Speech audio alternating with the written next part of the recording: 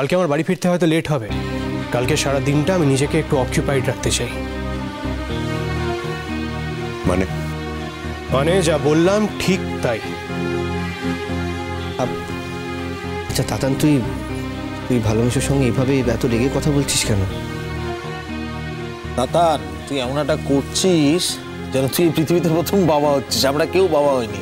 হ্যাঁ, বাবা হলে কি এত অহংকার দেখাতে হয়? এক সেকেন্ড দাদা ভাই, প্রত্যেক ব্যাপারে এভাবে ইয়ার্কি মেরে কথাগুলো উড়িয়ে দেওয়ার চেষ্টা করাটা কিন্তু ঠিক নয়। আর ভালো জেঠু,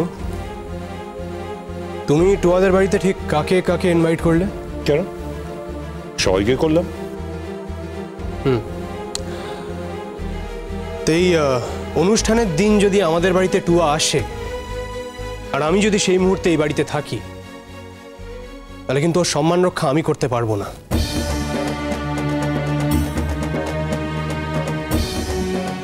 তাই যদি হয় অনুরাগ, তাহলে আমিও তোমাকে একটা কথা বলি। তুমি যদি টুয়ার সম্মান রাখতে না পারো, আমিও কিন্তু তোমার সম্মান রাখতে পারবো না। মেঘলা,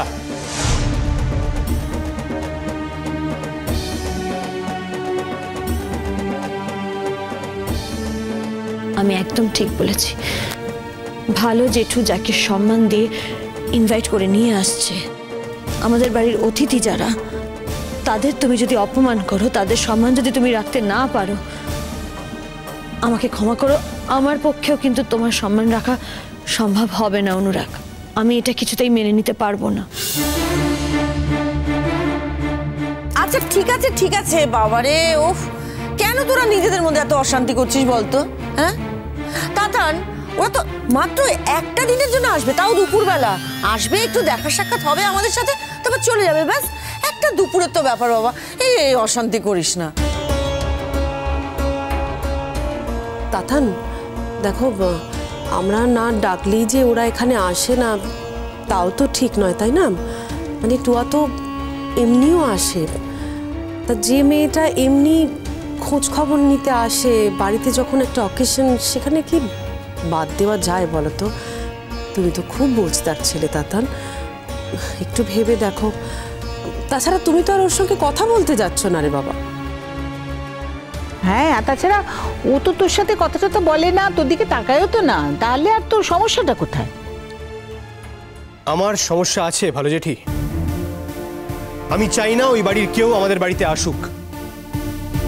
আমি সেটা পছন্দ করি না। এদিকে আমার চাওয়া না চাওয়া, পছন্দ অপছন্দ সবকিছুকে তোমরা সবাই ডিনাই করে ওদের সবাইকে আমাদের বাড়িতে নেমন্তন্ন করছো, ওদেরকে আমাদের বাড়ির অনুষ্ঠানে ইনভাইট করছো। ভালো জেঠি, আমি কিন্তু আমার ধৈর্যের পরীক্ষা দিচ্ছি, কিন্তু আমাকে তো মানুষ হিসেবে তোমরা সবাই চেনো। একটা ইলাস্টিককে অনেকক্ষণ টানা যায়, অনেকক্ষণ স্ট্রেচ করা যায়, কিন্তু সেটার একটা লিমিট থাকে। একবার যদি ইলাস্টিকটা ছিঁড়ে যায়, তারপরে কিন্তু কারোর হাতে কিছু থাকে না। এরপরে হয়তো আমার হাতে আর কিছু থাকবে না। এইটুকু আমি বলে গেলাম।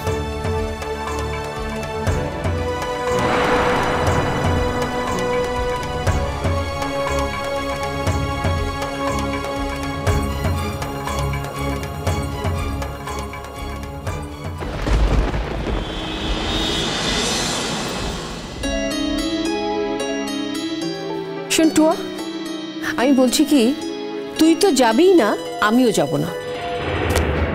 মণিমা, ওরা কিন্তু তোমাকে ইনভাইট করেছে। হ্যাঁ, তা ইনভাইট তো আমায় করেছে, তুই কেন যেতে চাইছিস? আরে বাবা, আমাকে কি আবার আলাদা করে ইনভাইট করতে হবে নাকি? তোমাকে যখন ইনভাইট করেছে তখন তো বলে দিয়েছে তোমরা এসো, আর তোমাদের মধ্যে তো আমিও একজন। না, তোর নাম করে তো কিছু বলেনি। ওকে নিয়ে এসো, এ থেকে প্রমাণ যে তুই ওখানে যাস এটা ওরা পছন্দ করছে না। পছন্দ নাই বা করলো মণিমা, আমিও তো পছন্দ করার মতো কাজ করিনি বলো। তো কেন যেতে চাইছিস? ওখানে গিয়ে তুই দেখবিটা কি শুনি? কি আবার দেখবো? তুমি যা দেখবে আমিও তাই দেখবো। আরে দূর, আমি তো যেতেই চাইছি না। মণিমা, উফ, এই কথাগুলো না বলতে নেই। আচ্ছা, এটা তো একটা মেয়েদের অনুষ্ঠান বলো, জেঠুনকে বলেছিল, জেঠুন তো যেতে পারছে না, তোমার তো অ্যাটলিস্ট যাওয়া উচিত। আর ওরা যখন সবটা মিটিয়ে নিতে চাইছে, তখন তুমি কেন ধরে বসে থাকবে এগুলো? এটাই তো আমার কাছে রহস্য লাগছে। ওরা খামোখা আমাকে কেন ইনভাইট করতে গেল? এটা অবশ্য ঠিক যে তোর জেঠুনের সাথে ওই বাড়ির দাদার সম্পর্কটা বহু পুরনো, অনেক গভীর। সেই জন্যই হয়তো আমাকে নেমন্তন্ন করেছে। শুধু আমাকে না, ওরা ইনফ্যাক্ট অনেককে ডেকেছে। না, এটা এমনও হতে পারে যে ওরা হয়তো ভাবছে যে আমরা যদি পরে জানতে পারি এবং আমরা যদি ভাবি যে আমাদেরকে ডাকলো না, যদি দুঃখ পাই, সেই জন্য হয়তো ইনভাইট করেছে। একটা কথা টুয়া, ইনভাইট করলেই কি যেতে হবে বলতো? আচ্ছা বেশ, তুমি যাবে না তো? আমি তো তোমাকে জোর করতে পারি না, কিন্তু আমি যাব। তুই যাবি? আচ্ছা, তোর ওখানে যেতে ভালো লাগে বলতো? তুমি জানো না, এখন আমার মেঘলার সাথে খুব বন্ধুত্ব হয়েছে। সত্যি ও খুব ভালো মেয়ে, জানো তো মণিমা। ওর সাথে থাকলে না আমার খুব শান্তি হয়। ধরে নাও আমি ওই শান্তির জন্যই যেতে চাইছি। বেশ, কিন্তু বাড়ির অন্য লোকজন, তারা যে তোকে অপমান করে, অনুরাগ যে তোকে ইনসাল্ট করে, তো লজ্জা করে না? লজ্জা করে না মণিমা, আমার তো লজ্জা করার কথাও না। বলো, আমি যেটা করেছি তার জন্যই তো আমার সাথে ওই ব্যবহারটা করে। তোর দুঃখ হয় না? বল, তুই কষ্ট পাস না? আমি জানি আমার মেয়েটা কষ্ট পায়। কষ্ট পেতে বারবার কেন ওখানে যাস বলতো মা? তোমাকে একটা সত্যি কথা বলবো মণিমা? হ্যাঁ, সত্যি তো বলবি মা, সত্যি। আমি তো সত্যিটাই জানতে চাই। আমি জানি না কেন জানো আজকাল আমি আমার মেয়েটাকে বুঝতে পারি না। তুই বল, আমি তোকে জানতে চাই, বল। আমি জানি মণিমা, অনুরাগের সঙ্গে এই জীবনে আমার আর থাকা হবে না। একদিন হয়তো আমি এরকম আশা করেছিলাম, কিন্তু বিশ্বাস করো আজ আমি এই আশা করি না। বরং আমি মনে করি যে অনুরাগের জীবনে মেঘলা ছাড়া আর যেন কিচ্ছু না ঘটে। মেঘলাই অনুরাগের যোগ্য, অন্য কেউ অনুরাগের যোগ্য হতে পারতো না মণিমা। বিশ্বাস করো, এটা আমি খুব ভালো করে জানি। আর এই যে অনুরাগ আমাকে এত অপমান করে, এত কষ্ট দেয়, আমি কষ্ট পাই, কিন্তু আমি মনে করি যে এটাও এক রকমের দেওয়া। অনুরাগ তো আমাকে উপেক্ষা করতে পারে না, বলো। ও তো আমার দিকে তাকিয়ে সব কথা বলে। ও আমার দিকে তাকিয়ে আমাকে অপমান করে, আমাকে অসম্মান করে। এটাই আমার পাওয়া, এটাই আমার একরকম পাওয়া মণিমা। আর হয়তো সেজন্যই আমি ওখানে যেতে চাই। তুই কি পাগল মেয়ে রে! এই পাগল মেয়েটাকে নিয়ে আমি কি করব? এত পাগলামের কথা তুই ভাবতে পারিস? আগে পারতাম না মণিমা,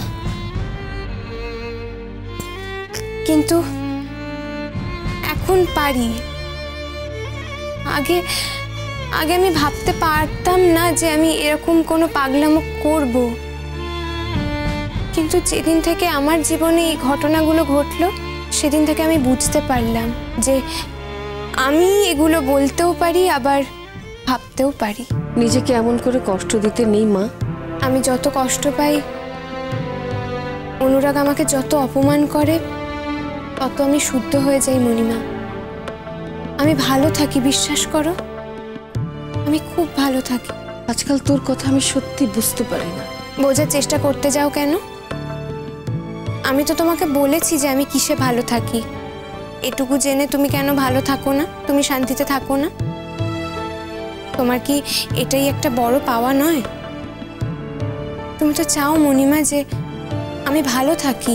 আমার ভেতরে যে কত কষ্ট হয় সে তুই বুঝবি না মা, তুই বুঝবি না। কষ্টের কথা বাদ দাও না মণিমা, আস্তে আস্তে কষ্টের অভ্যেস হয়ে যায়। আর দেখো, একদিন তোমারও অভ্যেস হয়ে যাবে। কষ্ট পেতে পেতে কষ্টের ধার কমে যায়, সেদিন আর মানুষ কষ্ট পায় না। যাকে বাদ দাও, এখন এসব কথা বাদ দাও, আমরা একটু কাজের কথা বলি। কি দিতে চাও তুমি মেঘলাকে?